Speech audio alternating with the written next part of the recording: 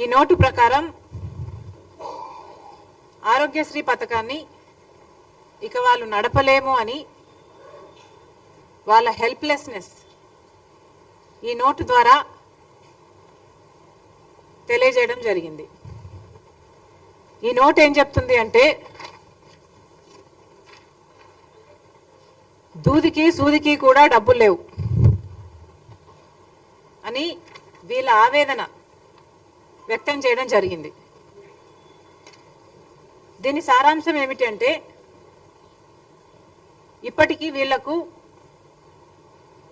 అన్ని private hospitals అన్నిటికీ కూడా కలుపుకుంటే ఇప్పటికీ వీళ్లకు చెల్లించాల్సిన బకాయిలు 3,000 కోట్ల రూపాయల దాకా ఉంది అని, ఈ బకాయిలు చెల్లించకపోతే మేము హాస్పిటల్స్ ఎలా నడుపుకోవాలి, మాకు సూదికి దూదికి కూడా డబ్బులు లేవు, ఇన్ని నెలలు పేమెంట్స్లో వెనక పడితే మేము లోన్స్ తెచ్చుకొని వడ్డీలకు లోన్స్ తెచ్చుకొని ఓవర్ డ్రాఫ్ట్లు తెచ్చుకొని ఇంతవరకు నడుపుకుంటూ వచ్చాము. ఇక మా వల్ల కాదు, మేము కూడా ప్రజలకు సేవ చేసే విషయంలో ఎంత భాగస్వామ్యం అవ్వాలి అనుకున్నా కూడా ఇక మా వల్ల కావటం లేదు అని వాళ్ళు చేతులెత్తేసి ఈరోజు మేము ఇక ఆరోగ్యశ్రీ అంటే ఇప్పుడు ఎన్టీఆర్ వైద్య సేవలు అంటున్నారు దీన్ని, మేము ఇక నడపలేము చేయలేము అని వీళ్ళు అల్టిమేటం ఇవ్వడం జరిగింది. అసలు ఆరోగ్యశ్రీ పథకం రాజశేఖర్ రెడ్డి గారి పథకం, కాంగ్రెస్ పార్టీ పథకం. రాజశేఖర్ రెడ్డి గారు ముఖ్యమంత్రిగా 5 సంవత్సరాలు ఉంటే 5 సంవత్సరాలలో రాజశేఖర్ రెడ్డి గారు ఎన్నో అద్భుతమైన పథకాలు చేస్తే ఆరోగ్యశ్రీ అందులో ఒకటి.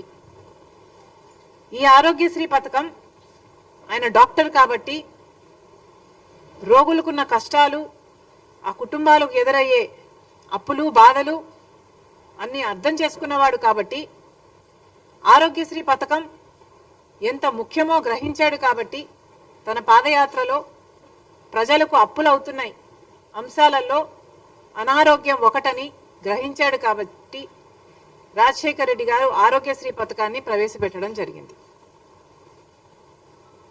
ఆరోగ్యశ్రీ పథకం ఒక మన రాష్ట్రంలోనే కాదు ఎన్నో ఇతర రాష్ట్రాలలో కూడా ఇది అద్భుతమైన పథకము అని దీన్ని సర్టిఫై చేస్తూ ఎన్నో పక్క రాష్ట్రాలు కూడా దీన్ని కాపీ చేయడం జరిగింది.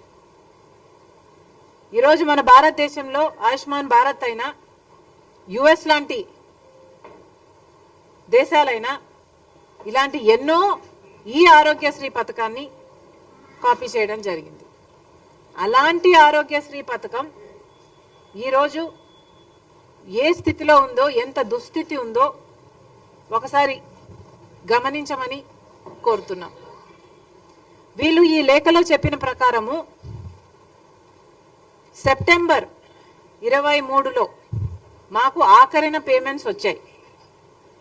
సెప్టెంబర్ 23 తర్వాత మాకు పేమెంట్స్ రాలేదు. ఈ రోజుటి వరకు అప్పటి నుంచి బకాయిలు వేసుకుంటే స్పెషాలిటీ హాస్పిటల్స్కు సంబంధించే 2,500 కోట్ల రూపాయలు ప్రభుత్వం కట్టాల్సి ఉంది. ఇక ప్రైవేట్ హాస్పిటల్స్ అన్నీ కలుపుకుంటే 3,000 కోట్ల రూపాయలకు పైగానే బకాయిలు ఉన్నాయి అని అంచనా. మరి ఇంత అద్భుతమైన ఆరోగ్యశ్రీ పథకానికి జగన్మోహన్ రెడ్డి గారు రాజశేఖర్ రెడ్డి గారు కొడుకయ్యుండి నేను వారసుని అని చెప్పుకుంటూ జగన్మోహన్ రెడ్డి గారు సెప్టెంబర్ 23 తర్వాత ఆరోగ్యశ్రీకి బిల్లులు ఎందుకు కట్టలేదు? జగన్మోహన్ రెడ్డి గారు సమాధానం చెప్పాలి. అసలు రాజశేఖర్ రెడ్డి గారికి ఈ పథకం ఎంత ఇష్టమైన పథకమో జగన్మోహన్ రెడ్డి గారికి తెలియని విషయం కాదు. ఇది మా కుటుంబానికి పర్సనల్గా ఆరోగ్యశ్రీ ఇది డెవలప్ అవుతున్న సమయంలోనే ఇది రాజశేఖర రెడ్డి గారికి ఎంత ప్రియమైన పథకమో మా అందరికీ తెలిసిన విషయం. అలాంటిది జగన్మోహన్ రెడ్డి గారు సొంత కొడుకై ఉండి నేనే వారసుని అని చెప్పుకుంటున్నారు కదా. మరి అలాంటప్పుడు రాజశేఖర రెడ్డి గారి ఆరోగ్యశ్రీ పథకానికి మీరు బిల్లులు ఎందుకు కట్టలేదో జగన్మోహన్ రెడ్డి గారు సమాధానం చెప్పాలి. సెప్టెంబర్లో లాస్ట్లో 2023 సెప్టెంబర్ 3లో 23కి లాస్ట్ బిల్లు వీళ్ళకి అందిందంట. దాని తర్వాత మాకు డబ్బులు అందలేదు, మేము ఎలా నడుపుకోవాలి అని వీళ్ళు అడుగుతున్నారు. ఈ రోజుటికి దాదాపు 3,000 కోట్ల రూపాయలు వీళ్లకు అప్పులున్నాయి. మరి ఇప్పుడు చంద్రబాబు గారు ముఖ్యమంత్రిగా ఉన్నారు. చంద్రబాబు గారు ఆరోగ్యశ్రీ పథకానికి డబ్బులు ఎందుకు చెల్లించటం లేదు? ఈ అసోసియేషన్స్ వాళ్ళు మీ దగ్గరికి వచ్చి వాళ్ళ గోడు చెప్పుకొని ఆరోగ్యశ్రీ CEO దగ్గరికి వెళ్ళి మల్టిపుల్ టైమ్స్ మా గోడు చెప్పుకున్నా కూడా మమ్మల్ని అర్థం చేసుకున్న పాపాన పోలేదు. ఎన్నిసార్లు మా నివేదికలు ఇచ్చి మేము అలసిపోయాము. ఆ ప్రభుత్వానికి ఈ ప్రభుత్వానికి, రెండు ప్రభుత్వాలకి, అటు జగన్మోహన్ రెడ్డి గారి ప్రభుత్వానికి ఇటు చంద్రబాబు గారి ప్రభుత్వానికి ఇక మేము మా వల్ల కాదు అని వాళ్ళు ఈరోజు అల్టిమేటం ఇవ్వడం జరిగింది. మరి చంద్రబాబు గారిని అడుగుతున్నాం, ఇప్పటికి 2 నెలలు అయింది, మీరు స్వేరింగ్ ఇన్ చేశారు, ముఖ్యమంత్రి అయ్యారు, కూటమి ప్రభుత్వం, మీకు తెలుసు రాష్ట్రానికి ఉన్న ఇబ్బందులన్నీ మీకు తెలుసు. అయినా రాష్ట్ర భవిష్యత్తు నాది బాధ్యత అని మీరు భుజాన వేసుకొని కూటమి ప్రభుత్వం నేను చేయగలను, నాకు 40 ఏళ్ళ ఎక్స్పీరియన్స్ ఉంది అని మీరు చెప్పి అధికారంలోకి వచ్చారు. భవిష్యత్తు బాధ్యత నాది అని మీరు చెప్పి అధికారంలోకి వచ్చారు. మరి కూటమి ప్రభుత్వం మీద అయినప్పుడు, ఎన్డీఏ ప్రభుత్వంలో మీరు ఉన్నప్పుడు ఇక్కడున్న మీ ఎంపీలే కాదు, ఆఖరికి వైసీపీ ఎంపీలు కూడా ఎన్డీఏలోనే ఉన్నారు. అందరూ కలిస్తే 25 మంది ఎంపీలు. బీజేపీ పార్టీ మన ఎంపీలను వాడుకుంటుంది. మరి ఇలాంటప్పుడు మనకేం చేస్తున్నారు వాళ్ళు?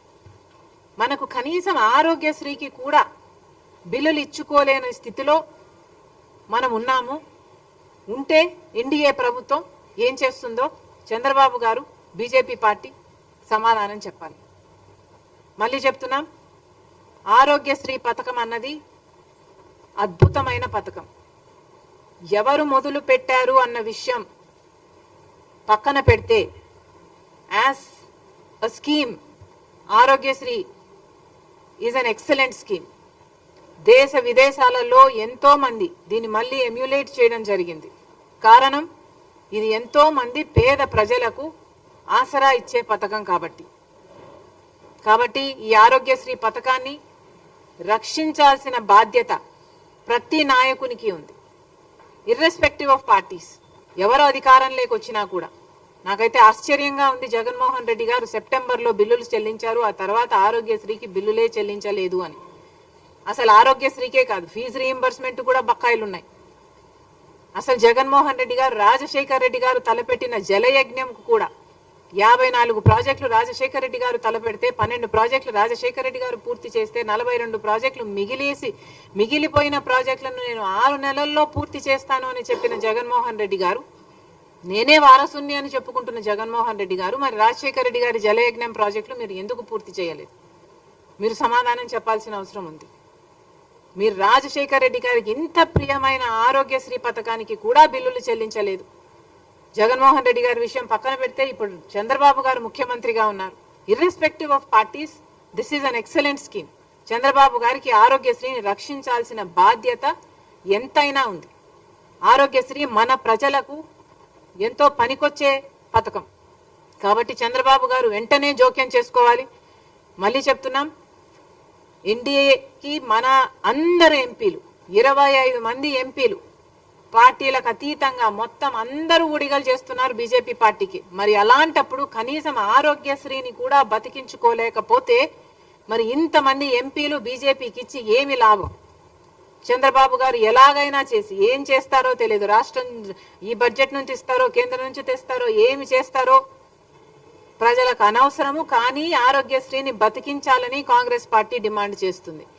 ఇప్పటికీ వీళ్ళకి ఈ అసోసియేషన్కే 2,500 కోట్ల రూపాయలు బకాయిలు ఉన్నారంట. ఇది కాకుండా మిగతా ప్రైవేట్ హాస్పిటల్ అన్ని కలుపుకుంటే ఇంకొక 500 కోట్లైనా ఉంటుంది అనే అంచనా. ఆ 3,000 కోట్లను చంద్రబాబు గారు ఏ పద్ధతిలో తీరుస్తారు, ఎప్పుడు తీరుస్తారు? వీళ్ళని పిలిపించండి, మాట్లాడండి, వీళ్ళకు భరోసా కల్పించండి. కనీసం 15-20% ఇప్పుడు వెంటనే రిలీజ్ చేయండి. మిగతాది ఏ ఫేజెస్లో రిలీజ్ చేస్తారో వాళ్ళకు భరోసా కల్పించండి. ఈ ప్లాన్ మొత్తం డ్రాఫ్ట్ అవుట్ చేయండి. ఈ నెలంతా మీరు టైం తీసుకోండి, దీని మీద వర్కౌట్ చేయండి.